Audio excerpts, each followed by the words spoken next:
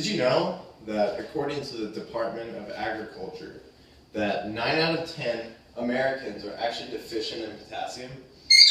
On top of that, 8 out of 10 are deficient in vitamin E, and 7 out of 10 are deficient in calcium.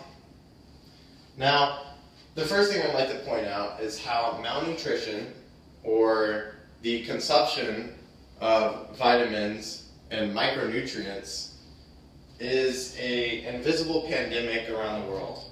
While you have developed countries such as America or Germany or any other country, you might assume that the malnutrition is lower in comparison to that found in Africa, when in fact it is the complete opposite, and the absorption rate of your micronutrients is about the same found throughout the world.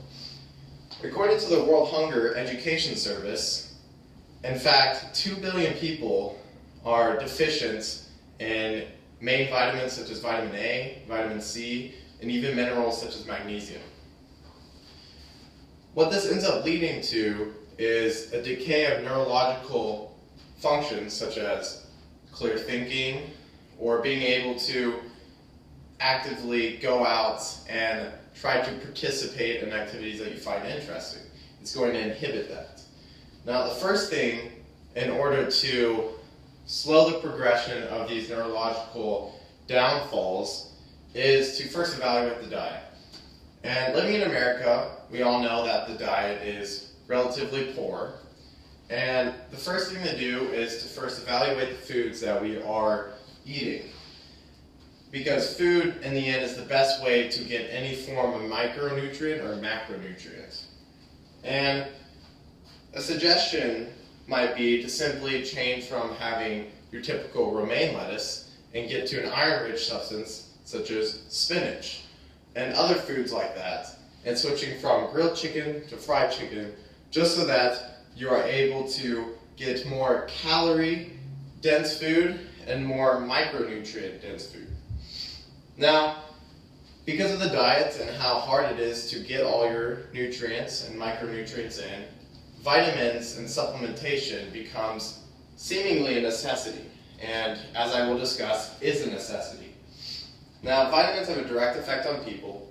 For example, vitamin C is commonly taken and will fight against a common cold and other illnesses because of its anti-inflammatory properties. Now, the vitamins and minerals that are found in our diet are responsible for many things, one of which being neurological function and the cognitive processes that are seen biologically, such as energy metabolism or neurotransmitter synthesis. Now, Victoria Drake, a student from University of Washington, wrote a newsletter talking about how vitamins are directly linked to the amount of neurotransmitters released in the synapses in the brain. Basically what this means is the more healthy food you eat, the more you're going to be driven towards a certain obstacle, or the more happy you're going to be just generally in life. And with that being said, I'd like to talk about a specific vitamin, and the vitamin is called vitamin D. Now, vitamin D has many functions and benefits. Vitamin D is most notably known because of the absorption and how it is found from the sun rays and a reaction in our skin causing it to absorb the specific vitamin. Now, according to the Center for Disease Control, it turns out that half of Americans are actually deficient in vitamin D. Now, vitamin D, although it's just a simple vitamin in some people's eyes, has been noted for its effects of reducing muscle pain to even preventing osteoporosis. Now, in the Journal of American Medical Association, 3,000 people took 645 units of vitamin D a day. And what this did is it showed that there was a reduction in colon polyps And what this means is that basically with the consumption of vitamin D, it allowed for their body to overcome bacterial infection internally. So it just shows how much of a benefit vitamins have internally and externally. Now, to conclude all that I've said, I'd like to talk about how in order to achieve a good balance of vitamins, minerals, and just a good balance of health, we need to all focus on our simple nutrition and diet, the need for supplementation and how it can affect our health, and just generally having a good outlook on life and being healthy in terms of exercise and in terms of evaluation of life. Now,